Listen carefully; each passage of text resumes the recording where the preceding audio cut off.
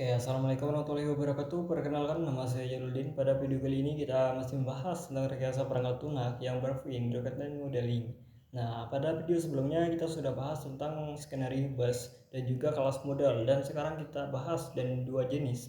Itu bahas dua jenis model equipment. Sisanya yaitu behavioral model dan juga flow model. Nah, ada tiga topik yang kita bahas di sini. Yang pertama itu dimulai dari pembahasan behavioral model, lalu kedua kita lanjutkan pada flow model, dan ketiga kita bahas itu pemodelan requirement untuk aplikasi berbasis web atau web APS. Nah, behavioral model digunakan untuk menunjukkan bagaimana itu perangkat lunak akan merespon event atau stimulus eksternal. Nah, dalam contoh itu aplikasi e-commerce seperti Tokopedia, Bukalapak, atau Shopee, behavioral model akan menjawab itu pertanyaan tentang tindakan sistem dalam situasi tertentu. Nah, seperti saat menambahkan adanya produk ke keranjang belanja, maka menekan tombol enter pada prom itu pencarian produk, atau melakukan verifikasi pembayaran dengan kartu kredit.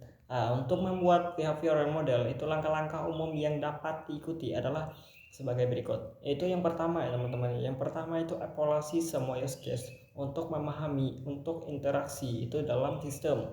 Biasanya ya use case yang berasal dari skenario terbaik atau best skenario itu digunakan sebagai acuan dalam membuat model requirement lainnya, yaitu termasuk behavioral model. Kedua, identifikasi event yang memicu urutan interaksi dan pahami itu bagaimana event tersebut terkait dengan adanya objek yang spesifik. Nah, yang ketiga, buat urutan interaksi itu sequence untuk setiap use case. Nah, selanjutnya, buat state diagram untuk sistem atau aplikasi terakhir. Evaluasi behavioral model itu untuk memastikan akurasi dan konsistensinya. Ada dua modal ya yang umum digunakan untuk itu mempresentasikan behavioral model, yaitu sequence diagram dan state diagram. Kedua model ini saling terkait, dan dalam banyak kasus itu sequence diagram itu dapat dibuat dari use case yang telah dibuat sebelumnya. Nah, contoh use case pada sistem inventory kantor itu dapat dipresentasikan dengan sequence diagram untuk itu memodelkan perilaku sistem.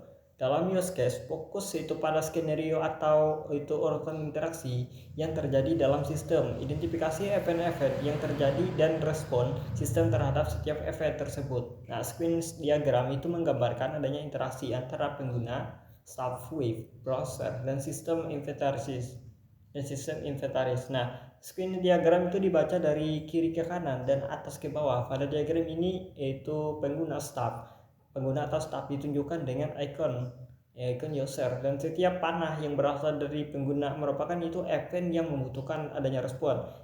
Diagram ini menggambarkan langkah-langkah seperti memilih menu daftar inventaris, meminta data inventaris, menampilkan data inventaris, dan menambahkan barang ke item peminjaman. Nah, serta itu respon sistem terhadap setiap event tersebut.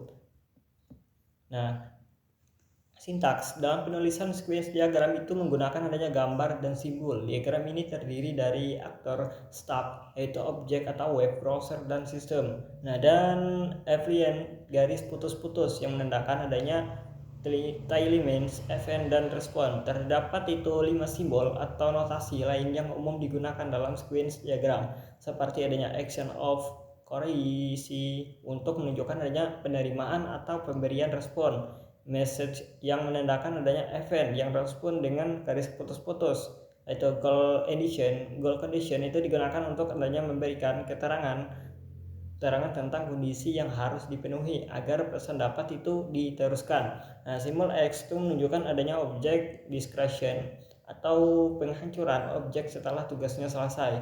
Sequence diagram itu membantu adanya dalam memodelkan respon sistem terhadap setiap urutan event yang dilakukan oleh pengguna. Nah, dan lebih baik lagi digunakan daripada hanya menuliskan skenario pada use case. Nah, pada tahap implementasi, tambahkan itu frame untuk menunjukkan banyak konteks sequence diagram. Simbol-simbol yang umum digunakan dalam sequence diagram ini mencakup adanya aktor, objek, dan juga lifeline. Nah, selanjutnya pada flow model itu fokus pada aliran proses. dan data yang terlibat dalam adanya perangkat lunak. Flow model dapat diwujudkan juga dengan menggunakan adanya data flow diagram atau DFD dan Edge Relationship Diagram atau RED untuk menambahkan data, untuk memodelkan data. Nah, DFD ini terdiri dari 4 komponen utama, yaitu adanya proses, external entity atau data flow, dan juga data store. Proses adalah aktivitas atau fungsi yang dilakukan untuk tujuan tertentu. Nah, external entity itu adalah organisasi atau sistem eksternal yang berinteraksi dengan adanya sistem. Nah, sedangkan data flow itu adalah aliran atau data atau kumpulan data. Sedangkan itu data store adalah tempat penyimpanan data. Nah, DFD itu digunakan untuk menggambarkan adanya proses secara visual. Simbol-simbol notasi itu digunakan untuk adanya mempresentasikan setiap komponen. Proses digambarkan sebagai adanya persegi panjang dengan header yang berisi urutan proses, sementara external entity itu digambarkan sebagai persegi panjang.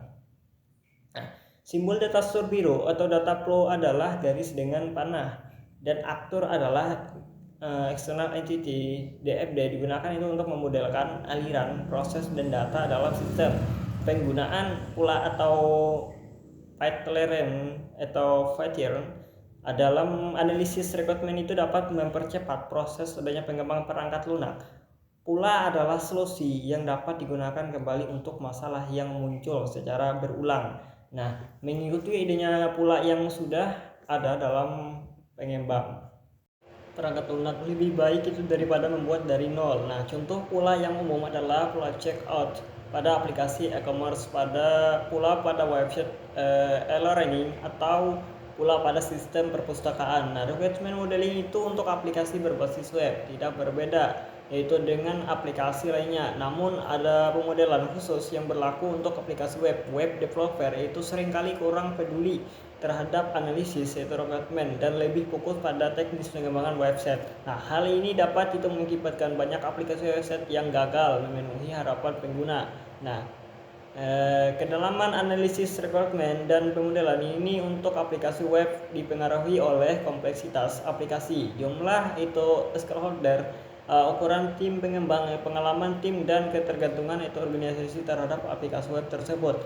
Penting untuk itu melakukan analisis yang cukup mendalam itu agar aplikasi atau website yang dihasilkan itu dapat memenuhi adanya requirement yang disepakati. Terdapat 5 jenis model utama dalam pemodelan requirement untuk di aplikasi web, yaitu model konten atau model interaksi, dan model fungsional, model navigasi, dan juga model konfigurasi yang menjelaskan isi halaman. Nah, interaksi pengguna. Nah, operasi dan pemrosesan itu strategi navigasi serta lingkungan dan infrastruktur aplikasi web. Nah, perbandingan itu pemodelan rekrutmen pada dua website itu marketplace terkenal di Indonesia, yaitu adanya Bukalapak dan juga Tokopedia. Nah, itu contohnya.